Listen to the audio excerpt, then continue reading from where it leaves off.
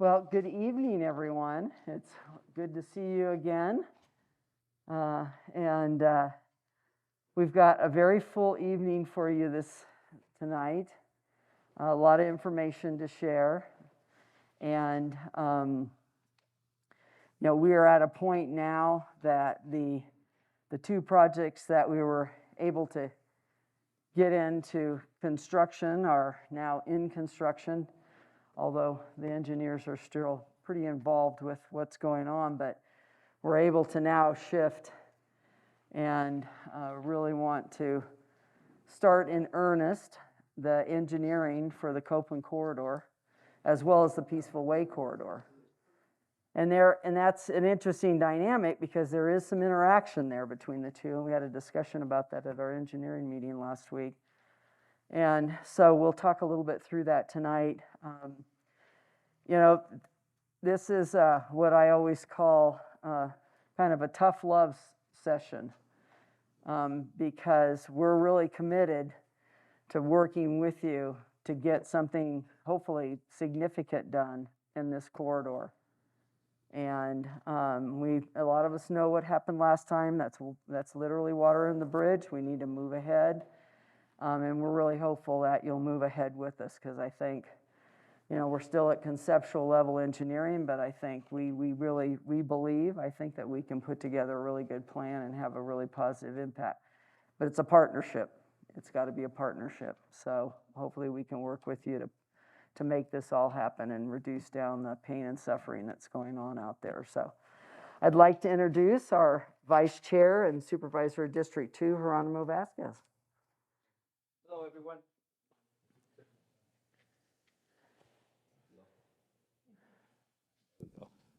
Got it. Thank you. Good evening, everyone. Thank you for being here. It's good to see everybody again this time of year, and we're progressing forward, but we're at that point where we really need your support in the sense that we need 100% right-of-ways ASAP, so that way we can get started on engineering. Because we don't have any engineering projects from Schultz in this corridor, we're starting at ground zero, and we need that engineering. And if we don't get that engineering this time around, we might not get the funding to do it another time or next year. This is kind of something like we're kind of at that crossroads where we really need that support. And even if you're not sure if you want to give up the easement, please give us the right of way. We need that to at least right get entry. The right of entry, excuse me. The right of entry. But please consider providing us that right of entry so that we can at least do the engineering and then have that conversation of this is what it'll look like. But we need to, in order to get that engineering, this is the step that we're at that critical point. It's now and then again in the fall after we have some of the engineering done and we have to then move on to the next phase. But if we don't get these right of entries, if we don't get these right of entries now, we're not going to be able to do this engineering, and we're getting to that hard stop point. And if that happens, then we're not going to be able to do what's so crucial to prevent the flooding, and reduce the flooding, and that's the on-forest measures. Because if we can't get the channels to take the water from the forest to the detention basin, we're not going to be able to get the on-forest work done. And that's really what is the game changer. That's what really makes a huge difference. And so we need 100% easements for the channel, whatever channel it may be, to get from the forest to the detention basin. And we really need your help. And we can't go any further without the 100% right of entry. And so I really hope that after listening to the presentations, kind of seeing the plan, that you'll consider putting that in so that way we can move forward. It's really crucial. We want to get this done, but we can't do it without step one, which is right of entry, and then step two from the 60% engineering. So again, thank you for being here tonight, and hopefully the plan that the staff presents, will really resonate. This is really important. This is crucial. We don't want to continue to have summers like last summer. And each time we can reduce a little by getting this work done. And so, considering we haven't seen the worst of what could happen, with the rainfall, this is really in the community's best interest. And so I really urge all of you to really consider the common good and really contribute to us getting this done. So thank you. Great. Thank you. Great, thank you, Vice Chair. And you know, that sums up a lot of key messages here tonight, is that we can't really put a real plan in front of you until we get those rights of entry and can get on the property, do the survey work, do the environmental clearances and those types of things. Then we can really put that plan together and then have that you know, conversation. And we'll talk about that a couple more times tonight. So let me grab this. So just a quick update. We covered some of this information back in the fall, but a quick update in terms of, you know, what ultimately, when all the costs came in, said and done, and efforts for last summer, we ended up producing over 1 million sandbags. And we've got about 250,000 right now in stockpile in case we need them this summer. And we ended up placing over 4 miles of barrier. Ultimately, the district spent in excess of $9 million in response and short-term mitigation last summer. So significant impact. We were able to get funding both through the Natural Resources Conservation Service to cover some of the short-term mitigation, the sandbags and barrier. We were also able to get a pretty significant amount of the debris removal from the roads and mitigation measures covered by the Department of Forestry and Fire Management. Unfortunately, that fund now has been exhausted at the state level, and the legislature did not refund that fund. So, and that's going to have a big impact on the district. So, in terms of the costs, we don't, you know, to be able to, probably be able to, if we get a state declared disaster, we may be able to get some costs reimbursed through the state, but that will be limited, and it takes 3 to 4 years. So some of this you saw last time. This is the chart that shows, you know, what's occurring in the flood area relative to the increase in the volume of flow post pipeline fire. We've seen 11 times increase in this flood corridor.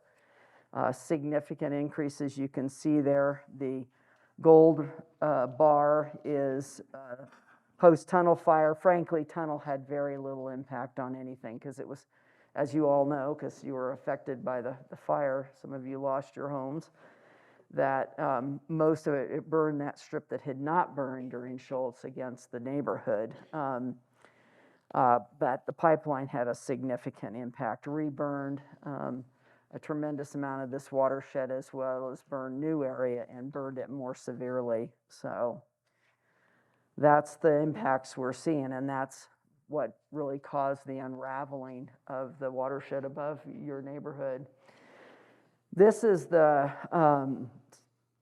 listing of the flood events that we had last year, rainfall events actually that occurred last year. And I just want to really emphasize something that the vice chair brought up, is that we had a lot of events last year. We actually had 45 major flood events. This captures a great deal of them, but the largest size of event that we had recorded in a rain gauge was 10-year event. So we know this area can easily experience 15, 20, 25, 30-year, up to 50-year events. That's not out of the norm at all. In fact, the 25-year interval is what we are using for when you look at the maps online and the modeling that's been done by Jay Fuller, which Corey will show you some of that again tonight, is that 2-inch and 45-minute storm.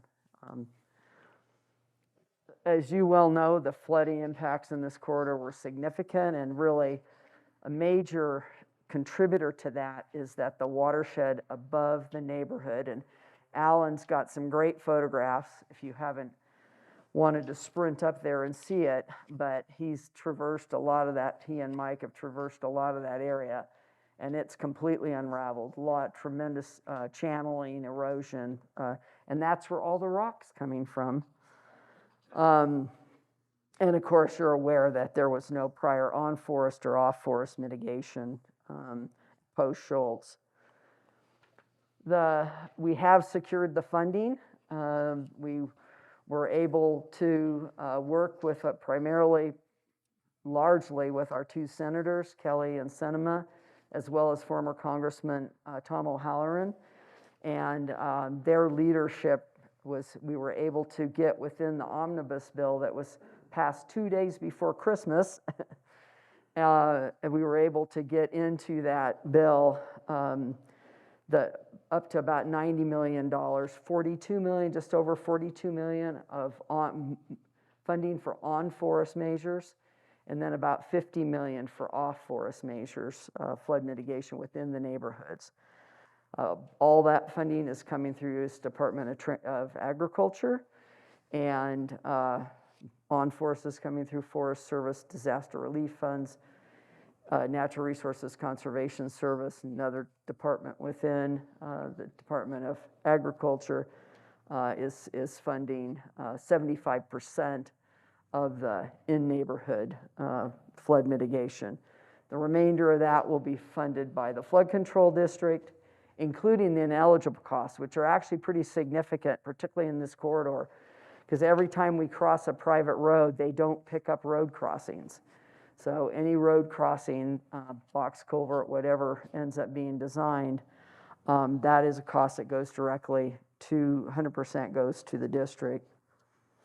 As I noted here at the bottom, when they issued us those funds let's see, I think we were at the end of March, when OMB finally released the funds, when they issued the funds for this application, which included all 5 of these corridors, when they issued those funds, it comes with a 220-day deadline to implement those projects. We will request an extension. They know that's coming.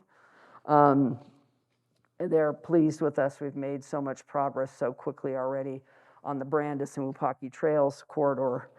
But very, very unlikely we would get another extension. So that's another reason why we need to get the right entries. We need to move forward because we really have maybe 1, max 2 construction seasons to get this done, i.e. fall, spring of next year, or actually fall of this year and spring of next year, spring 24. So what are the key steps? And I'm going to hone in on this tonight quite a bit. Obviously, we've discussed the right of entry. A right of entry just allows us, does not allow construction. Does not allow construction.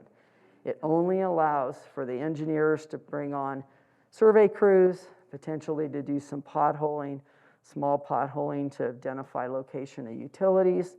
It also allows for all of the corridors and alignments for the channels or anywhere we're going to excavate, whether it's storm drain, channel, anywhere we excavate, it has to be cleared. There has to be an archaeological survey conducted, and it has to be cleared to meet the National Environmental Policy Act requirements. Both archaeology, they look at, wildlife, that type of thing. So those surveys are another reason that we need the right of entry, but there'll be no other disturbance to the property, no construction. This does not give us the authority to construct anything. This is just to come on and do what I term kind of the pre-engineering, early engineering work. We've set a deadline for securing those ROEs of July 14th. And we've set that date based upon what we know we need to be able to get in place to actually deliver a project before next monsoon season. So we've gone through that process. We've got an action plan. We know there's literally hundreds of steps that have to take place to get us to that point. So that's why that date. And we'll talk more about that. Important tonight that after we meet, that you meet with, if you have questions about the engineering, where we are, we're still at preliminary conceptual stage, but really important to meet with Chris Duza and Rick Schroeds from Civil Tech and discuss that if you're a property that's affected by the plan. So, because if you have questions or if you need to meet them in the field, we need that to happen now so we can get that right of entry by July 14th. Other steps that need to take place, we need to conduct a solicitation process, competitive process to hire the contractor that would do the construction. They're very important to have in that engineering process to provide value engineering and ideas about how, they really help us be creative and address construction issues during that phase, again, so we can move very quickly. We may need some additional on-forest clearances, although we have received a pretty broad clearance already. Alan worked very hard with the Forest Service to secure that clearance for us, but if there's some need ultimately to have to go outside that area that's been cleared, we may need some additional clearances. We will conduct additional corridor meetings when we get to the 30% engineering as well as at the 60%, so that you're kept up to date. And like with this meeting, all our meetings are recorded. That's why we have the gentleman over here and his team with us. They record everything. That will all get posted up to the website tomorrow. So if you have neighbors that weren't able to join us tonight and they're interested, tell them they can go on and listen to the meeting. Also, this presentation will be loaded on the website as well. Another key step that Corey's going to cover, Corey Helton with Jay Fuller, is the no adverse impact analysis. We have to ensure that any project that we construct, that there are no impacts upstream or downstream beyond there's national criteria that have been set, and we have to meet that criteria. It's pretty tight criteria. And I'll tell you, it's probably going to be a struggle in this corridor. It was a real challenge in Wupaki Trails, which is somewhat similar to this.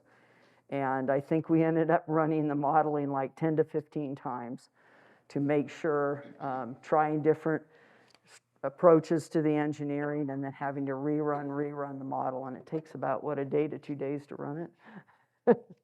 or longer, yeah. It's a massive data crunch. Obviously, securing the drainage easements. We can't go to construction without securing the drainage easements. And I need the drainage easements to do either both on forest or off forest, because I have to have that continuous. If anything we learned out of Schultz, that was the number one lesson we learned, is that having that integrated system on and off forest is what's going to deliver the mitigation. And to that end, my goal is to, and Mike, raise your hand back there, Mike Garrison with Tiffany Construction. They are doing all the on-forest construction throughout the entire flood area, and they're experts at it. They did almost all the work that we did post-Schultz, as well as the work we did in museum, all been very successful. I'd really like to get him on the ground out there next fall to potentially get things started on forest, but I have to have the drainage easements to do that. So we talked about the NEPA approvals, and obviously we have to go to the board to ultimately get approval to move forward with the projects. And this is a balancing act. We're balancing what technically is feasible, what's legally feasible, what's environmentally feasible, project cost, the no adverse impact. There's a lot of balancing goes into coming up with an ultimate design that we have the funds to support and can construct and know that we're not, again, having impacts either upstream or downstream. So tonight you're going to see Chris is going to put some numbers out there about what we're trying to attain in terms of the level of mitigation. No guarantee. We had a similar goal for Wupaki, and we did have to ratchet that back. Not a lot, thankfully, but we did have to ratchet that back in that balancing act, mostly because of the no adverse impact.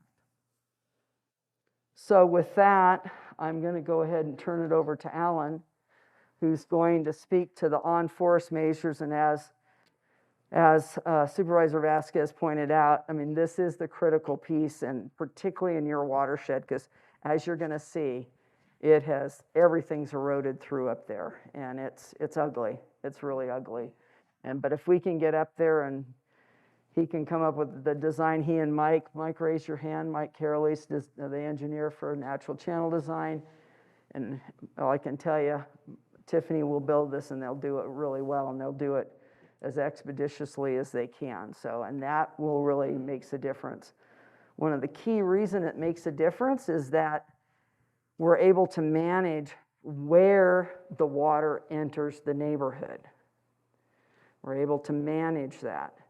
Otherwise, as you've already seen, and we're seeing in Peaceful as well, those flow paths will migrate. They'll build up debris here, they'll build up rock, they'll shift over here. Then a month later or the next season, it'll shift over here. So we can't construct something downstream and then there's no water going to it, right? So the on-forest measures are really important because one, they reduce down the sediment and debris significantly, but then they also help create a flow path to the mitigation going through the neighborhood. So you don't have this constant migration of that flow path, which is a natural thing that would happen if we didn't do this work on forest. And the work on forest is really advancing that natural process by about 75 years. That's really what we're doing, is we're advancing it by about 75 years. And we know that because if you go out and look at fires around the peaks, the condition that we're returning it to is the condition those watersheds now are 75 years plus later. So we're just putting it, I call it on steroids. So, all right, Alan. Thanks, Lucinda. Here, you do need this. Thank you. Nice to be back with you guys. So I thought we'd start out just by talking a little bit about what the condition of the watershed is above you. Lucinda has already kind of filled you in. We're not in really good shape. This is this is around Railroad Tank. This is about 10 or 15 foot incision from here to here. This is looking down off the 420 road, and that's another 6-8 foot incision right there. These were not there post Schultz. We were looking at a little different situation than we were after there. Again, this is up by the old railroad crossings, way up high above Railroad Tank. It's a little closer into the neighborhood. And what we're looking at is that we're looking at deeply incised through the existing alluvial fans. Remember, back after the Schultz fire, we had flooding, we had some sediment, but the alluvial fans that were occurring naturally on the hillsides were still working for the most part. They are not working hardly at all right now. We have a little bit of aggradation above the 420 road, but most of the aggradation is occurring actually in the neighborhood at this point. And so the alluvial fan is marching that sediment down, and the neighborhood is becoming the active portion of it. So that's where we sit. And I just want to emphasize that it is a different change situation from post-Schultz. We walked away from there in 2016. We actually did a reassessment of that watershed, looked at the alluvial fans, looked at the flows, looked at where sediment was catching up, and we were in reasonably good shape, and that's not the case anymore. So what we're looking at proposing for on-forest measures is a great expansion of the existing alluvial fans that we have here. 420 Road is right here, neighborhood's down here. This would be the power line road that runs across. So alluvial, we look at the Copeland drainage in two portions. This is the main drainage right here, and this is what we call North Copeland right here, just to get you oriented. These go back and forth. There was a large alluvial fan up here above the 420 road that existed down into here. This has pretty much been cut through, as you can see from those photographs. And this large alluvial fan that extended all the way back up into here has largely been cut through and is now a gully. It's about 30 feet wide and about 15 to 20 feet deep all the way down. And that's the source of all that material that you're seeing piled up down in your yards.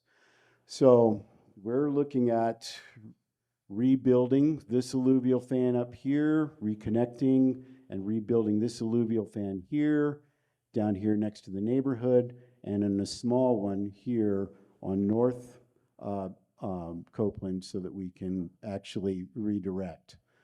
All of this area in here is pretty much going to be single thread channel, but with more grade control in it than there is now, meaning larger rocks placed to keep those things from cutting and keep the banks from cutting in farther and supplying more sediment to you.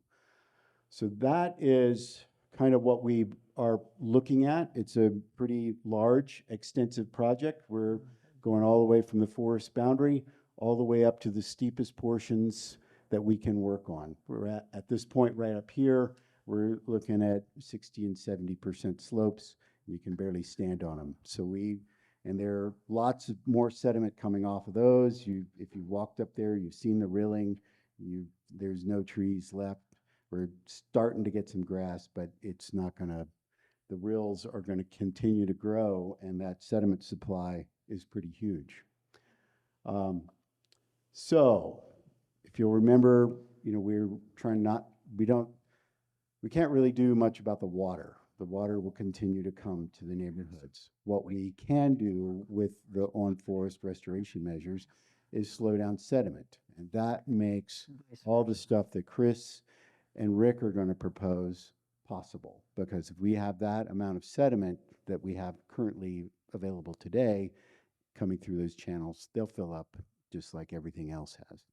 So our goal is to stop is reduction in sediment. So we take channels like this, which is off the museum fire, 5-foot deep gullies, and turn them into alluvial fans, which actually don't source any sediment, but actually can trap sediment. And so build that sediment supply up and keep it up on the mountain where it's supposed to be, as it has been done for millennia before the fires.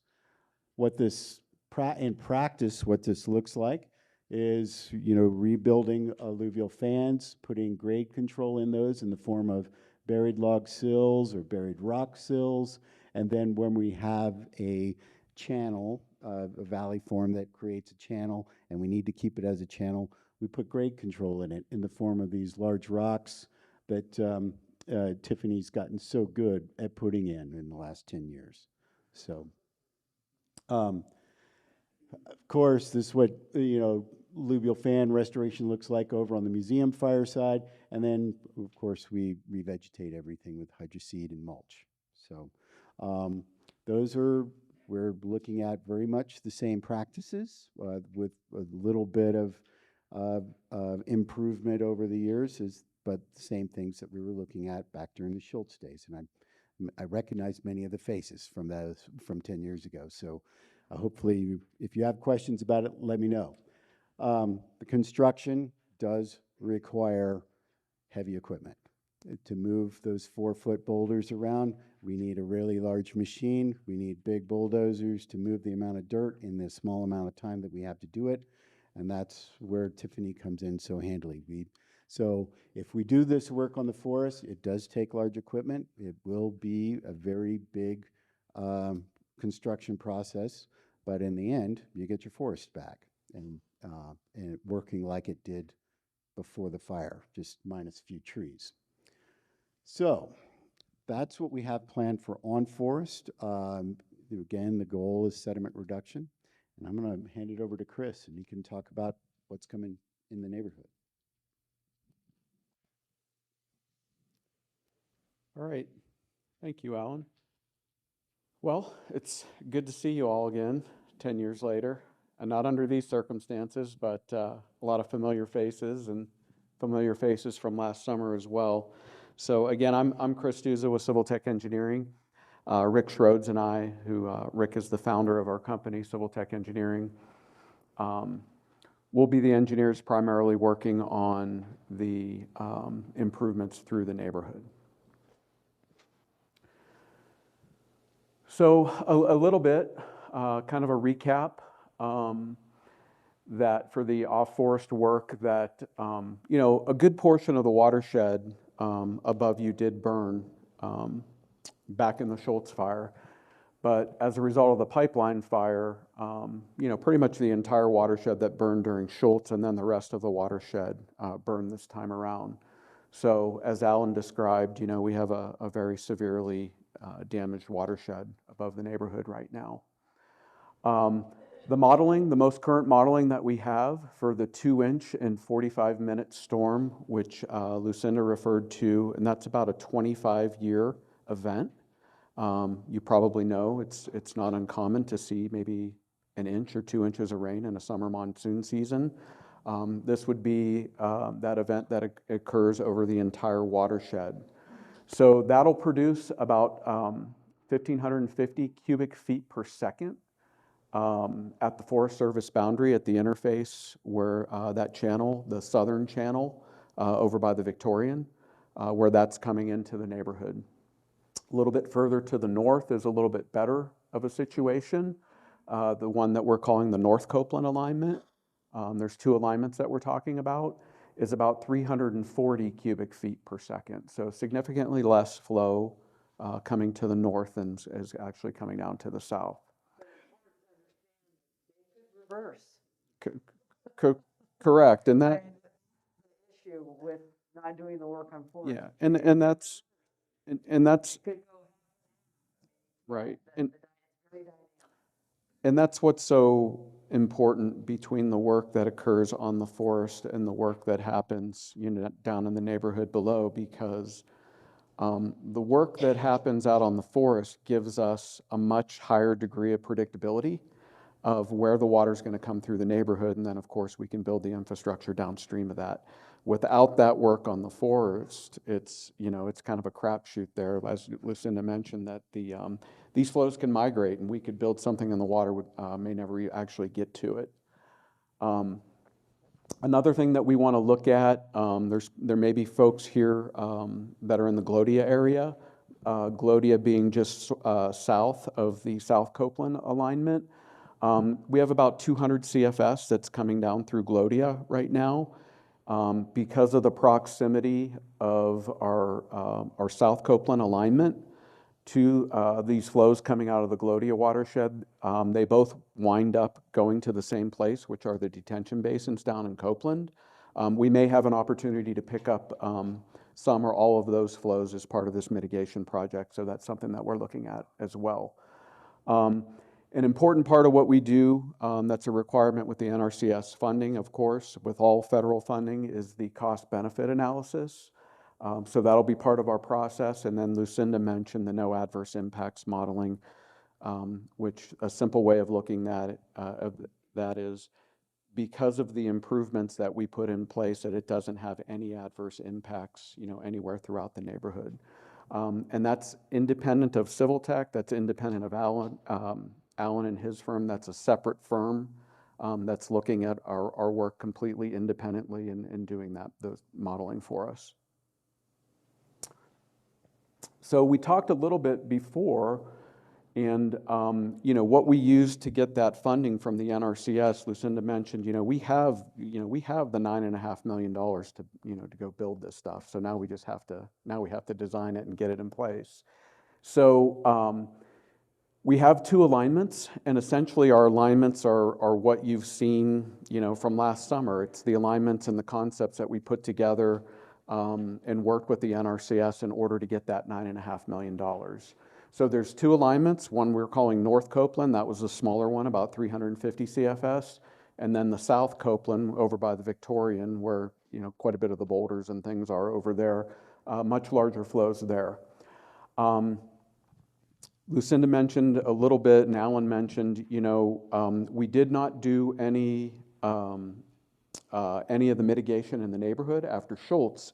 So we don't have any easements going through any of these private properties. So the flows generally go from west to east. The roads generally run north and south. So unfortunately, in order to get this water through the neighborhood, it's going to go through the private properties, and we're going to need easements to get in there and go ahead and build these improvements. And again, I want to reiterate, I know it's been said over and over again, but please do the right of entries, because it doesn't give us the right to come out there and build anything on your property, but it allows us to start the process of doing the engineering work. And if we're going to try to get construction underway this fall or next spring before monsoon season, we're up against the clock. So we're not going to be digging anything on your property or doing anything like that. We just have to get onto the property to do our survey work, to find out where the utilities are, to start with the preliminary engineering work. And then a big part of that Lucinda mentioned is the NEPA clearances, which can typically take a long time. So in order for the archaeologists to come out there and go through the property and get all those clearances into place, we have to have the right of entry to go out there and walk around on the property. So I want to just reiterate that. So on the initial concepts that we had put together, they were rectangular concrete channels. If you've seen any of the work going on over in Wapaki Trails or at the end of Campbell, Campbell is complete now. We shifted our focus away from the, typical traditional rectangular concrete channels. They're shotcrete channels, and the reason shotcrete is pneumatically placed concrete, but it's a much faster process for us to construct. So we would probably be looking at shotcrete channels, very similar to what you're seeing going in at Wapaki Trails or at the end of Campbell. If you have a chance to go out there and take a look, please go out and take a look. With the South Copeland alignment, we're looking at about a 20-foot bottom width, again, a rectangular shape on that, about a minimum depth of 3 feet, and that would carry around 1,800 CFS. And we said, that 25-year event was about 1,550. We're hoping we can get about 1,800, which would give us a little bit of room to get that flow from Glodia to come into that channel as well. Up at North Copeland, again, we have a smaller flow that was about 350 CFS. Originally, we were thinking the flow was higher than that, but so this channel would be smaller. It would be about a 7-foot bottom width and about 3 feet deep, and that would have the capacity of about 500 CFS. Or we may have an option to do a storm drain system on the North Copeland alignment. We could still get that 350 CFS, so there would be no above ground channel. It would be a storm drain that would essentially be a large diameter pipe that would be underground, okay? So that's something that we want to consider. That's something we want to think about through this process, but we haven't really got to the engineering yet, okay? At roadway crossings or driveway crossings, we're going to need bridges or box culverts, and they will essentially match the configuration of the channel. So if we had a 20-foot bottom width or on that channel, a rectangular shape, we would have a 20-foot width on that culvert. We don't want the crossings at the streets to be any sort of obstruction to the flows or debris that may be coming down. Again, if we go with a storm drain option, that storm drain would continue under the driveways or through the roadway crossings, and so we may not need crossings there at all. So things that we need to consider in the design for the off-forest measures. Alan mentioned you've seen how damaged those watersheds are up there. So really the focus of the work up on the forest is to reduce the amount of sediment that's making its way down into the neighborhood. The sediment, the rock, the debris, because right now it's really I say it's a limitless source. You look up there, it's essentially a limitless source of sediment. So even though we're going to be doing the work on forest, and that's going to greatly reduce the amount of sediment, and it'll reduce the flows coming down through, we still need the ability to to transport any sediment or debris that may be coming through the forest, through the neighborhoods. So we want to keep the water moving. We want to keep the water moving, through the neighborhood. We need to consider maintenance, long-term maintenance. Part of those easements that we talk about would be the responsibility of maintenance of these facilities, which would then fall to the flood control district. Safety is always a concern. Fencing, not so much with a storm drain being underground.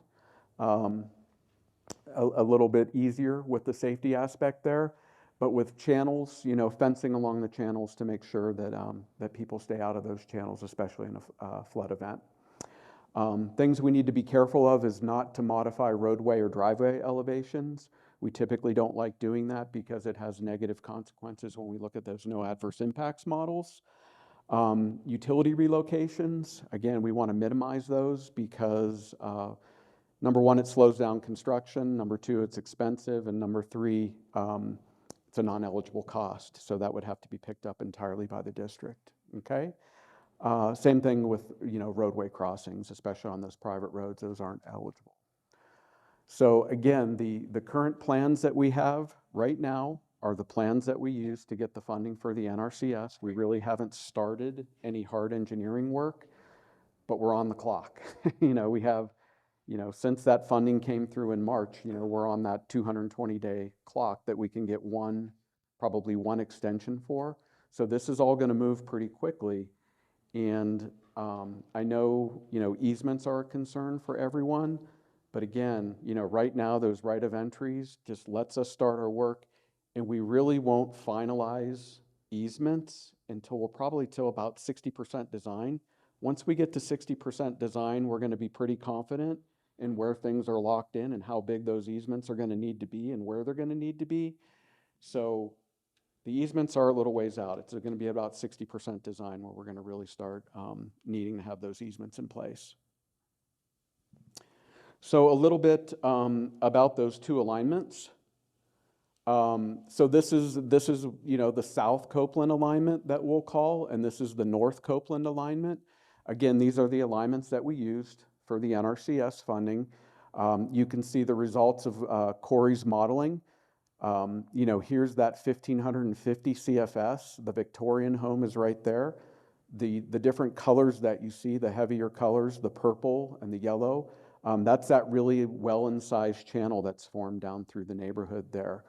The lighter colors, the blues, are the shallower flows where things are starting to spread out. And as Alan mentioned, essentially what you're seeing down here is that these lots, this part of the neighborhood is becoming an alluvial fan. It's moving off of it's moving out of the forest and it's moving into your backyards.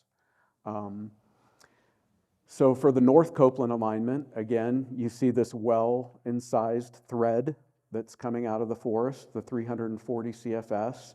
And then this could be that potential channel that we talked about, roadway crossings, or it could even be a storm drain. But again, you can see in this area where this well-incised channel then begins to unravel, sending flows down this way, sending flows to the north, and this whole area, is now becoming an alluvial fan down through the neighborhoods. These are the Copeland basins, and, not part of this project in particular, but part of the overall mitigation plan that we're working with ADOT on is to expand those basins, to make them much larger, to be able to handle more flow down those basins. But that's not part of our work. That's not part of the things that we're doing right now, but it's just another part of the mitigation that's going on. So a little bit about, I mentioned the channel over up the top of Campbell. This is the channel. This is that shotcrete channel at the top of Campbell. It's got rebar steel reinforcement through there. This one is about 10 feet wide and about 5 feet tall there. But, it is concrete. It's pneumatically placed concrete. It's shot out of a gun with a nozzle with air, a much faster construction project. So again, you can see the steel reinforcement in there. It's a pretty stout structure. If we do get debris, rocks, logs, those sorts of things, it'll hold up to that pretty well. Again, there's a picture of some of the steel reinforcement and the guys there working on placing the concrete on that channel. So that's one of the things we're definitely considering on that south alignment, because there is so much flow, the 1500 CFS, it's going to take a pretty large structure to get that water through there. Storm drain. Interesting picture of the storm drain. This is a 5-foot diameter storm drain. You can see it has a pretty smooth interior that moves the water through there pretty quickly. We're putting a 6-foot diameter storm drain over in Wapaki right now, but this is a storm drain that was put in over in the paintbrush area after the Schultz fire.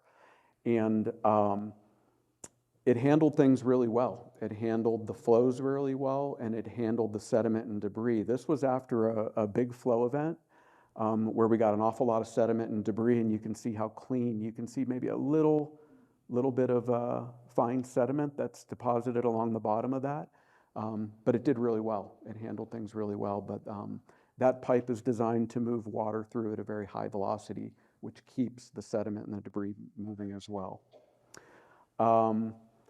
So with that, I will turn it over to Corey, and he can talk a little bit about no adverse impacts. Thanks, Chris. Good evening. I'm Corey Helton with J. Fuller Hydrology. Some of you probably know Scott Ogden. He did the non-adverse impact, and I still work with him. Some of the storm rainfall events that we look at within our modeling is the 1 inch, the 2 inch, and the 3 inch events. For the 1 inch event in 45 minutes, that's about your 2 to 5 year recurrence interval, or a 50% chance of happening in any given year. Your 2 inch is a 25-year event, and that's a 4% chance of happening in any given year. And then your 3 inch event is about a 100-year event. So in the Copeland Corridor, and I'll show you where this kind of comes in. 1 inch, you would expect about 400 CFS coming off the mountain into your neighborhood. 2 inch, you would expect that to increase up to about 1,600 CFS. And then if you get a 3 inch, you're around 3,000 CFS of flow.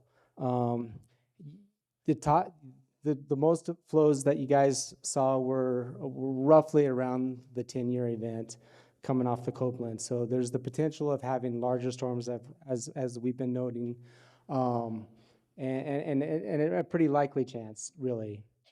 So for as part of the NAI, what we're looking at is we're not saying that we can't do anything, but whatever we're doing, we don't want it to negatively affect anybody. And that's a part of a project. So like if only a part of the project happens, we want to make sure that that doesn't affect negatively if the other work doesn't come into play, as well as if everything gets pushed through and becomes a reality. We don't want the whole group to have a negative impact for anybody. So that's kind of what I'm looking at. When I'm doing this, this is the criteria that was used for the Schultz. It was used on the museum, and we're applying it now to the pipeline fire as well on this east side as well as the west side. We're looking at the water depths, and for a 1 inch storm event, we don't want the increase in depths to increase more than 1/10 of a foot. And so we're looking at the depth differences between our November 2022 watershed condition, and we're comparing that to the post designs. For the 2 inch storm event, we don't want water depths to be increasing more than 1/2 foot. And for the 3 inch storm, we don't want it to be increasing by more than 1 foot. And for all 3 storm events, we don't want the velocity to increase. So if you have velocities greater than 3 feet per second, it's hard for grasses and vegetation to grow So if it's less than that, we're not really concerned about it. But if it gets in excess of that, we don't want to bump our velocity up more than a foot per second or by 10%, whichever is greater. So that's the kind of criteria that we're applying to the conditions. So we're taking our existing condition, which is based off of the LiDAR that was flown in October of 2022, and we have that that surface. So that takes into the incisement that Alan was talking about, where we're got incised channels upstream of you. So this model that we're looking at now shows that incisement and that potential of having faster velocities coming off the mountain and increased sediment load. As you get more and more incised, you get more and more velocity and more sediment load coming down the mountain. So this is a November 2022 snapshot of what we might expect to come off the mountain and what corridors they would be coming. The discharges I was giving up here, so for the 1 inch, we're expecting about 400 CFS to come down this channel through here. We have a little bit to the north and a little bit to the south here as well. You can see how much it jumps. So our flow depths increase in a lot of areas as we bump up. So this is a 10-year event. And we're looking at, right here again, we're looking at just over 1,000 CFS coming down the main Copeland corridor and increasing flow here and in Glodia here. 2-inch event. So we have not seen this storm yet on your watershed, but you can see that it increases. And at this point, we're overwhelming the capacity of the Copeland Basin here, and it's overtopping the highway within your 2-inch event. So if we get a 2-inch event, it's gonna be worse than anything we've seen so far. And then the 3-inch event. So it progressively gets worse and worse the more rain you have upstream of it. So that's why we're want to put in corridors, do some on-forest mitigation, control where our flows are going to be coming in, and then allow that flow to go through.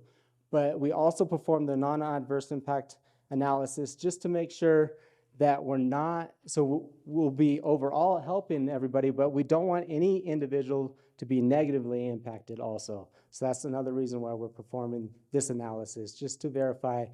And it's an iterative process. We don't hit it the first time, I don't think, on any of our projects yet. So we'll put a proposal forward and we'll identify, yeah, it's looking really good for most people, but there's a few places right here that we need to make some modifications to our design to make sure we're not adversely impacting anybody. So that's why I'm brought in to look at this stuff. And that's, with that, I'll turn it over back to Lucinda.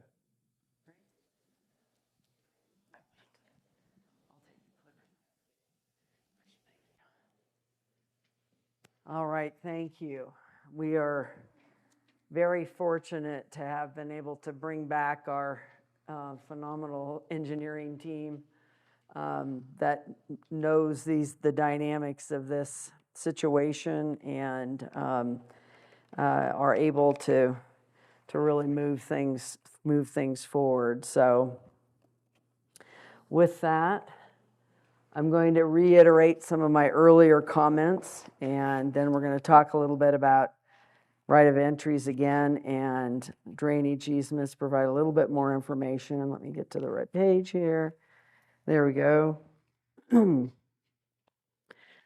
So again, deadline for the right of entries is July 14th, and we'll, as we move through that engineering process, as Corey explained, we'll be doing the no adverse impact analysis. Typically, we come back at the 60% level. That's kind of the key point, because that is when we will begin to secure the drainage easements. So And we'll be able to share, Corey will be sharing that results of that analysis with you.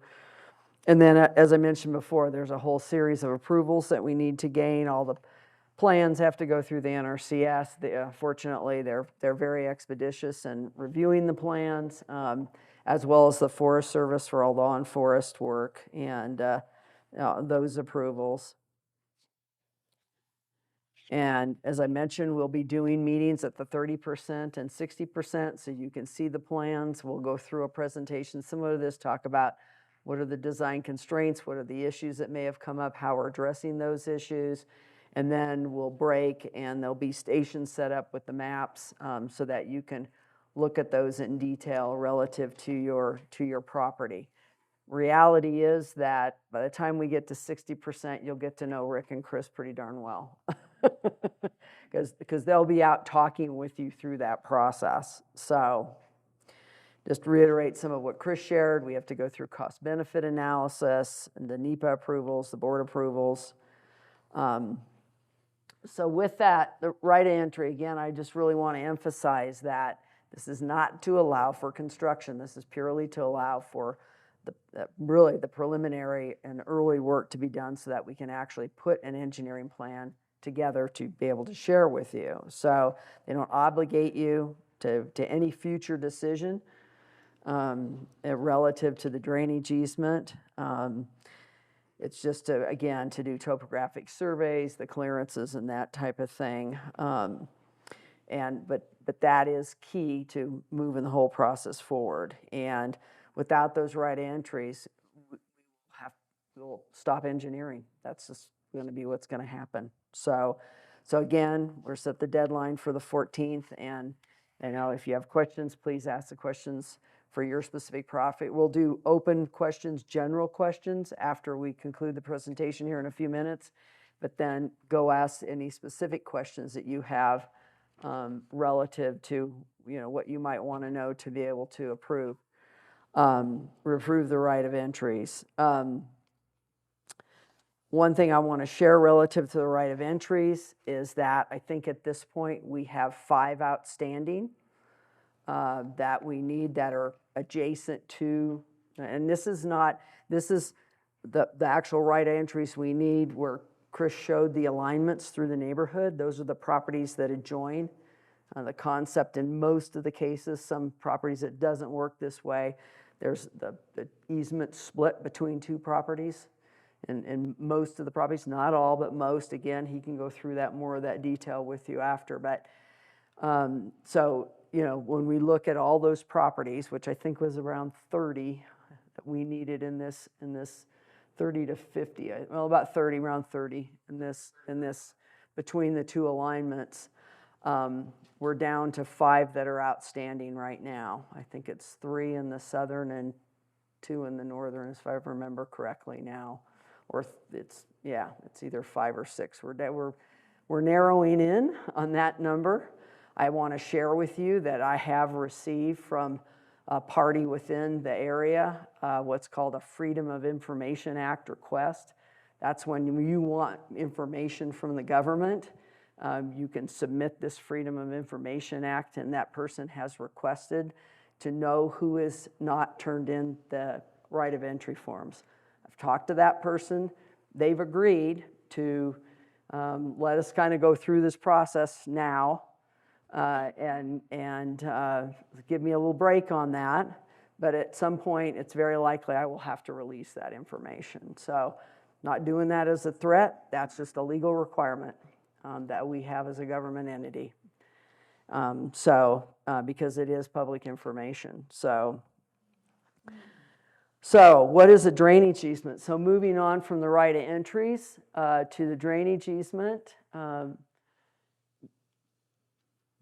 easement does provide the district the right to whatever is outlined in that drainage easement to perform that work on your property. In this case, it would be construction. We're probably looking at construction of a channel. We're looking at construction potentially of a storm drain. So it would do, and it's explained in that document, along with a legal description that goes with it that shows the actual legal boundaries of the easement itself. It's a diagram map that is done by a registered land surveyor, and it's a legal document, because ultimately, if you agree and sign the easement, that's a recorded document, and it will be recorded with the county recorder's office to indicate that that easement exists on the property. You retain the ownership of the property. All the district has a right to do is to construct and maintain that feature, whatever it happens to be. How is your property affected? Again, it'll be determined by the engineering, what level of easement we need. He'll need a certain amount for the channel itself, and then ability to get in and maintain that channel, be able to bring equipment in to maintain it. Typically, it's like if it's a 20-foot, you need another 10 feet for construction access. We may also need what are called temporary construction easements in some locations, particularly at the crossings and so forth. Many times we need that to actually, that's just a temporary easement just to facilitate construction. It very likely will not affect the zoning of your property. We will actually facilitate an adjustment. We'll work with you on that. We can adjust it so it won't affect your zoning, won't affect how many animals you can have on the property, that type of thing.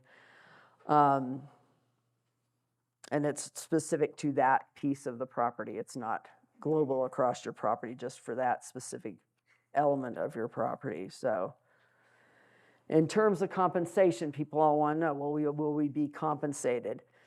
Same situation as we had during Schultz. We have a certain amount of money to spend. The feds don't pick up anything related to acquiring easements, so we don't compensate for easements. We didn't then. We collected probably, I forget the total number now, 300 or 400, and we didn't compensate. So we don't have the funds again this time to compensate. So, but there is an opportunity for you to work with whoever prepares your taxes to look at securing both potentially a federal and state deduction. When you donate an easement to a government entity like the district, it's considered a donation, much like if you give to United Way or a nonprofit. It's similar. That you may be eligible for a tax deduction, and that's something you'll have to work through with your tax preparer. But we will provide all the documentation so that you can take that to your tax preparer, and I know many people did out post Schultz and other areas that we've done work as well. So the way that the process works, we follow a federal law called the Uniform Act.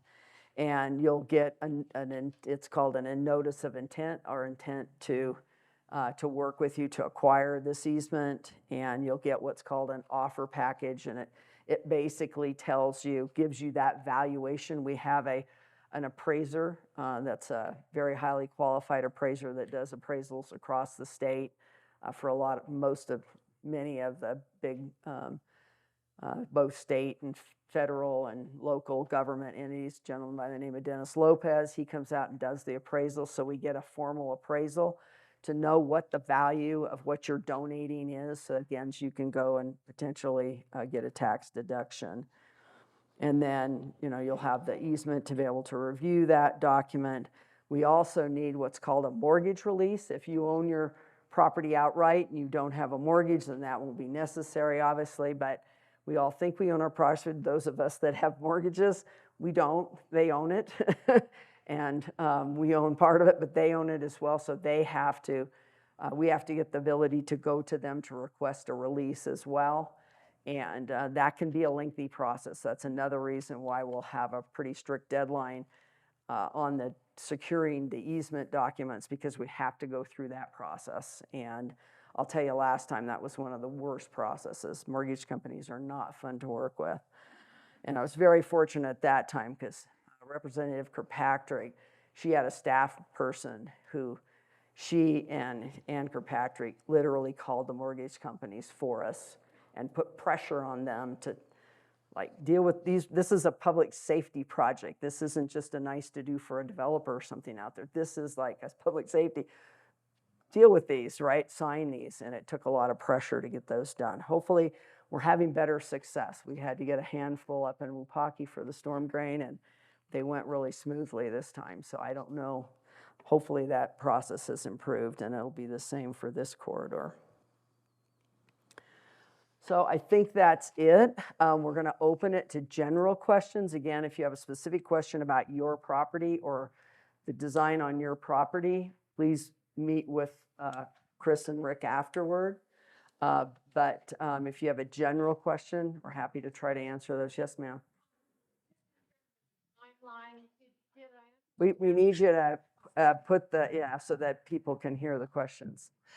Just in terms of the timeline, did I understand you to say that this fall, work on the forest was going to start? If we can secure the easements, my hope would be, I'm looking back at Mr. Garrison, my hope would be that we could start winter in probably late fall, early winter, potentially. On the forest? On the forest. And the reason for that is that he has some capacity to work into more difficult weather in the neighborhood that, well, one, we probably won't be ready. There's a lot more process to go on. Okay. But if we can have the engineering completed, he could begin to work on some of that work as early as this fall.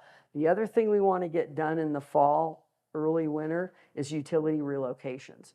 Because remember, all the utilities that serve your homes are primarily, we're crossing those because most of them, I believe, almost all of them go down your private roads, right? And so we're going to cross this. So they're all going to have to be either lowered or relocated in some way or protected in some way. So, so that's work we'd like to get done in the late fall, early winter as well. Work with the utilities to get all that done. So that when we come in the spring to actually construct the measures in the neighborhood, boom, they can go to work and get that work done. They aren't trying to, we don't want to fuss with the utilities when we get to the spring. So best case scenario, in the fall, we'll do some forest work, some prep work on utilities. There's so much forest work. He'll be doing forest work. Any day he can get on the forest, he'll probably be doing it all the way through spring. So in spring, best case scenario would be starting construction on the channels. Correct, right. Okay. Hopefully we get all the utilities relocated this fall, get the work done on forest, or at least get a fair amount of some of that accomplished, so we're not leaving it all for the spring. Because we don't control the weather, folks, right? We could have another heavy winter like this year, and it could be a very short construction season. So anything that we can get done in the fall and early winter is a positive. So 2024 by the end of 2024, even if there are delays, this sounds like it would be completed. That is the goal is to have it completed by 2024 monsoon. Oh, by 2024 monsoon. So a year from now, okay, or about a year from now, June 30th, I would like to be done, buttoned up, ready to carry water. Excellent. I just needed to get that in my head. Yeah, and we will, when we get to 30%, we will lay out that timeline. Okay. It's a pretty tough timeline. It is. So there's a lot to accomplish because, again, as the supervisor mentioned, we're starting from ground zero here, right? Right. We didn't have the advantage of having a channel in place and easements like we did for Wupaki or Brandis. Okay, so fingers crossed. Everybody, fingers crossed. Fingers there you crossed. Okay, thank you. So Go ahead, just, Lester. I think just real quick, Yeah, I think go ahead, Chris. one other thing that we need to reiterate, or I don't know if we mentioned it, but we talked about the work in the forest in the fall, but if we don't have the right of entries and we don't have the drainage easements, if we're not going to be able to do the work in the neighborhood, then the work on the forest doesn't happen. That's right. Yeah, they're contingent on So each it's other. status quo, and whatever It's happens, happens. it's an So integrated- it's hand in hand. It's got to be an integrated system to be effective, yes. When you began tonight, Lucinda, you said there was a connection to Peaceful that you would be covering. Yeah, Chris, do you want to talk a little bit about that? Yeah, Or sure. maybe Maybe we we can go can, back. maybe we can pull Let's that go slide back. back up. Probably a Right. little- Probably a little bit better Probably there. go to the one that I had that Oh, had the alignments on there. Oh, Oops, that was sorry. it. There you go. Yeah, okay, thank you.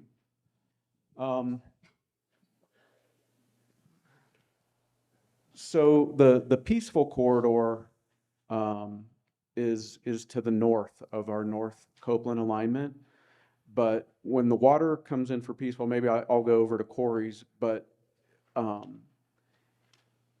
you know, if say nothing gets done on the peaceful corridor, but the Copeland corridor, you know, does get built, you can see where we have water coming in from the north down to the south into our corridor. You know, the hope is when we do the peaceful corridor as well, you know, that we can minimize, you know, any flows that are coming in from that way. And the same holds true, you know, this is the Glodia watershed that we talked about a little bit here. This little dashed line that you see right here, we're thinking, you know, maybe a potential for us, and this is where those, I think there's like 6 culverts right here near the road. There may be a chance for us to pick up that water and get it into the channel. It all winds up down here at the Copeland Basins, but, you know, we may have the opportunity to really, you know, dry up this area as well as part of our corridor improvements. Maybe I can go to Corey's map. You know, you can see it pretty well here. You know, the water coming in from Peaceful and going to the south. Here, It's so not there a is, huge flow, but there's some flow there. yeah, there is an So we're interaction. conscious of that. There is an interaction going on there.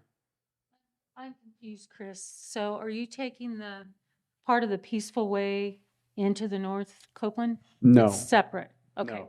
There's another corridor improvement project, the Peaceful one to the north. Yeah, so that project, you know, is to handle those things. Correct.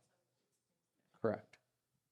You think with the Glodia watershed, you think it'll be picked up to the South Copeland with those culverts? Not with those culverts, but with an improvement, maybe beginning where those culverts are at. We'd love to do that. If we can make this all work with no adverse impacts, that would be a win-win for everyone. Well, with the tight timeline on the Glodia, what is the plan then? Just to wait and see how the Copeland No, works? it's and being then integrated throw into in the entire Glodia? engineering effort. Glodia is being integrated in because Glodia and Copeland are both affecting the area, both north and south of Copeland. And so we're integrating that in. How we do that, he doesn't know yet. Yeah. He's got to get in and really do the engineering. We haven't done the engineering on it So, yet. I mean, But the goal is to mitigate that because it's having quite a bit of effect for those of you that live south of Copeland.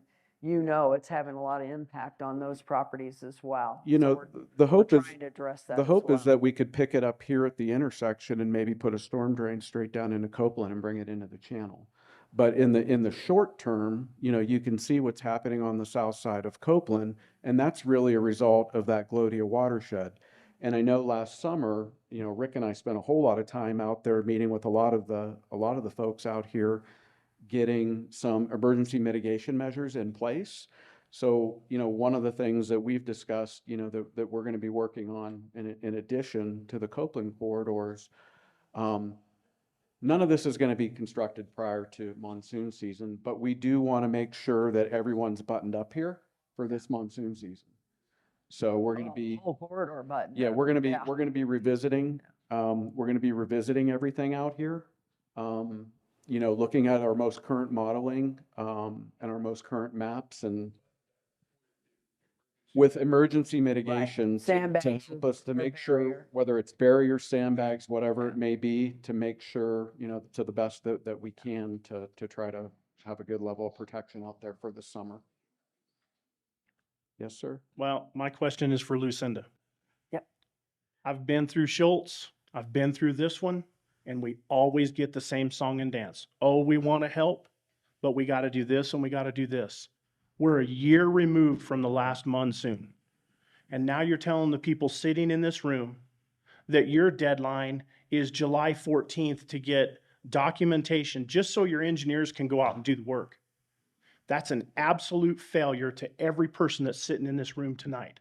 Because you've had a year to go out and interact with those people, those 5 or 7 people. We've who been said no. interacting with people all along. Well, that's not the story we're getting in the neighborhood, because this is the first time we've talked to you guys. Well, we're Other here than the in numerous September. phone calls that we've made, asking for help, asking for assistance with the road, with a person that's making wildcat berms, we can't get an answer from anybody from the county. And now you're telling us that they have until July 14th to do a right of easement so that they can come in and do the engineering. That's an absolute failure on your part and Geronimo's part. He was out in the community to get elected, but he sure as hell hasn't been in my community since then. Well, So let me tell you where I'm at. I'm a Navy man. We don't ever go into a situation without having a plan A, a plan B, a plan C.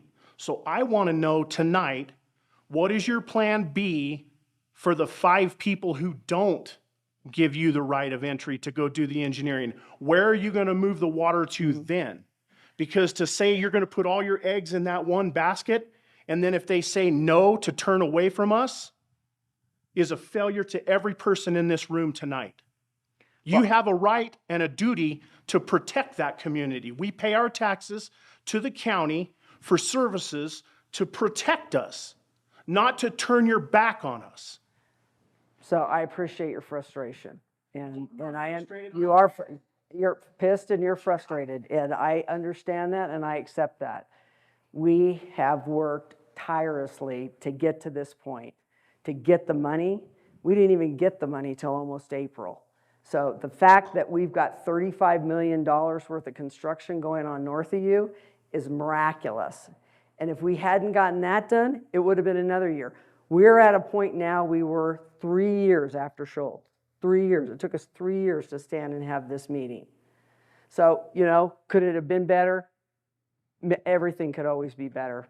Grant you that. But we're here now. If you want to give me your right entry tonight and we can go, let's go. We're ready to go. That's what we're here to tell you tonight. We're ready to go.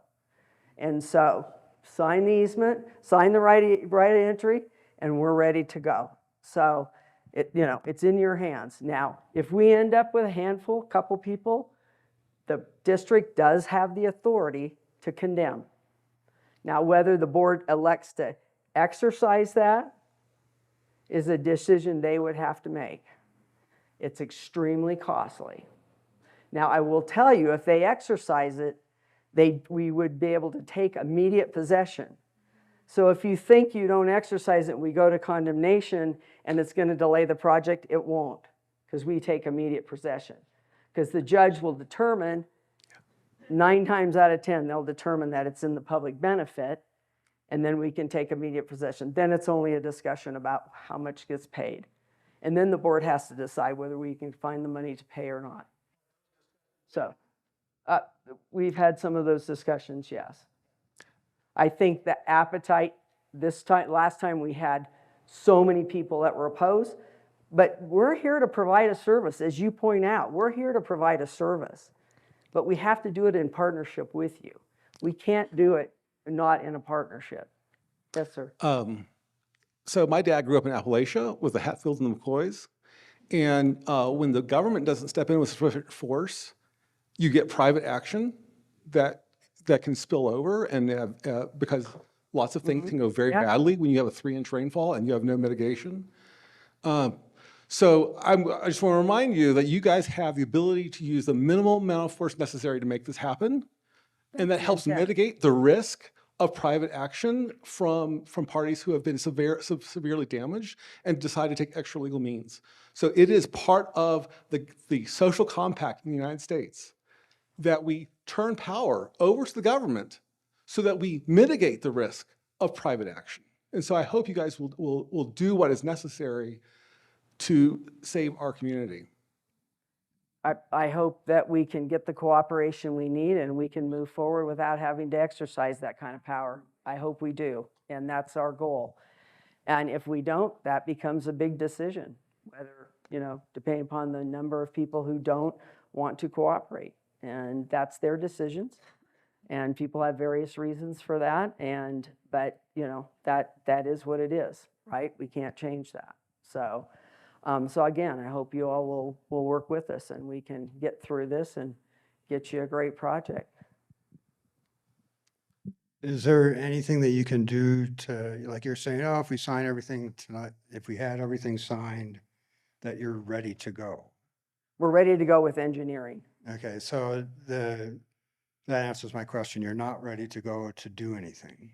Well, we can't, we have to engineer we can't construct anything without engineering. So Yeah, no, we can't construct without the NEPA clearance. I mean, there is a process we have to go through. Yeah.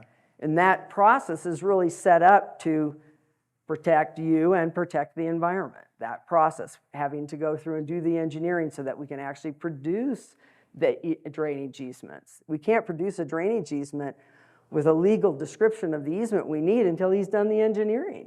That's just the way it works. I'm more right? concerned. I'm more concerned about the work up in the forest to mitigate, like the little map that he put up with the blue line. I own the property directly below North Copeland that water empties onto, and that little blue line doesn't exist anymore because it filled in. And at 1,500 square feet a second, that channel will not exist after one flow like that. Well, the channels are up around the forest they're frankly only going to get worse. I'm talking about North Copeland downhill. Yeah. I mean, it's probably going to get worse before it gets better. Well, my comment Yeah. is that little blue line that keeps going all the way down, that doesn't exist. Well, this blue line right here is the alignment for the proposed alignment for the channel. All right. Existing channel is here. Is that Okay. red Yeah, well, line? that Right. filled in last year. Well, some about places 200. it's eroded, some places it's filled in. Right. I mean, Well, no, it's very specific what's happening. When you guys clean the lot above me by the Victorian, that allows easier transfer from the forest onto my property. It increases the erosion, and it also increases the amount of debris. And all organizations, Donny Park Water, Public Works Department, the gas company, and you guys all have contributed to increase damage on my lot. you're entitled to your opinion, but It's not an opinion, it's a fact. I disagree. So Public Works built. the problem is you're getting 1,500 CFS through there. Rather it's than gonna try keep and shut me So- up, because I'm there every day, If you look at the way that's configured. rather there, than try and shut me up. I can help address that. I would because like to was- be able to was speak. there helping Public Works clean that road off. And we specifically cleaned it off in a way that would keep the flows going where they had the potential to go previously and spread across the road. And so that's what was done there.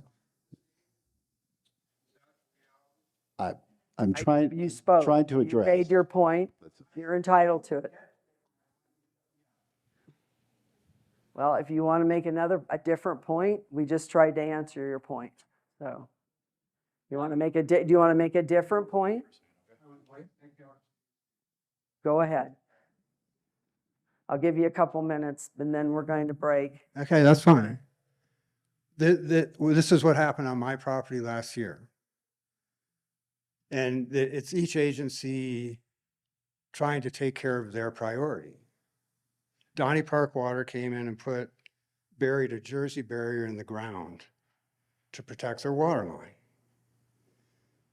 They did it right at the mouth of the channel that had formed after the Schultz fire. After they installed that, the water wants to carve.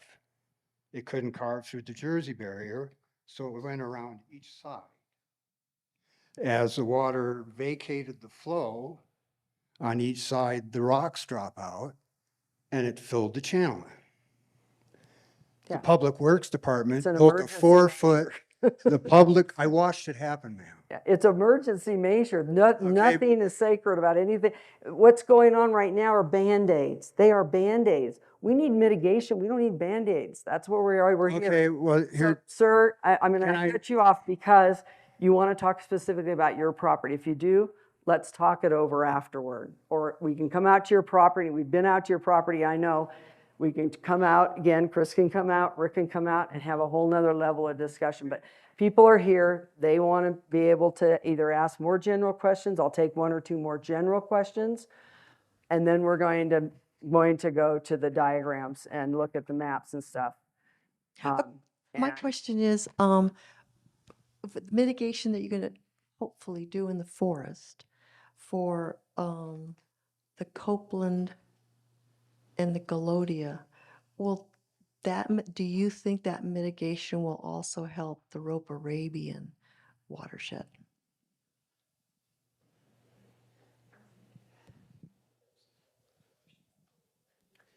So Rope Arabian is somewhat separate from this drainage, and it's its own separate entity. Now, the work that we showed tonight is, I mean, as we get to the point where we can have corridors through the neighborhoods, we go do that work in the forest to get the forest ready to drop the sediment out that turns us loose to do that stuff. So Rope Arabian is it's off to the side and it's not quite in this drainage. Now, if we can get the water to a good solid drainage that takes it through, then it won't start spreading out in the neighborhood and traveling further south and get into that Rope Arabian. That will be the main help that the work on the forest can do, is we can kind of predict where it's going to exit the forest, and then we can pick it up in a channel so it's not spreading out across the neighborhood, because the neighborhood is the tail end of the alluvial fan. It wants to keep spreading. There's no channels there. It's going to, if what's allowed to go on, what's going on now keeps allowed to go on, it's just going to keep grading up, and it grades up a little bit and it'll split further and go further south or further north and just kind of keep rearranging itself around the houses. So if we can do the work on the forest, predict where the flows are going to come out, and then capture them in a drainage, which Chris has been talking about, that's probably going to be the greatest the best good we can do from the Copeland drainage for the Rope Arabian. Does that make sense? And I think right now the intent is, one, because the flow is fairly small coming off of Galodia, and the configuration of that watershed, we're not intending right now to do any work on Forest and Galodia. It would be picking up the water and transporting it more safely through the neighborhood. That's correct. We don't, as of right now, we haven't seen the significant amount of erosion and damage in the Galodia channel up on the forest. We're monitoring that. I got people in the woods all this week looking at those things to see what we can do. But right now, it's Galodia on forest is not our big It's not. push. And that's just because the condition up there isn't to a point where it's sourcing a lot of sediment. That's what we're looking at. Hasn't been a lot of sediment there. It's been mostly the water. So, but we can talk offline about your specific Well, I'm just location. I gonna think quick, that would no, be I'm really not, helpful. I was concerned Yeah. about that, just that the CFIs for the Galodia one are higher than the North Copeland one. No, it's 200. And the I'm looking at the I'm 3. looking at the 480. Oh, yeah. Well, we're actually getting a flow out of South Copeland down into North Copeland too, or excuse me, down across East Copeland. Flow breaking out down Right. this way. And we saw that a lot last year. Yeah.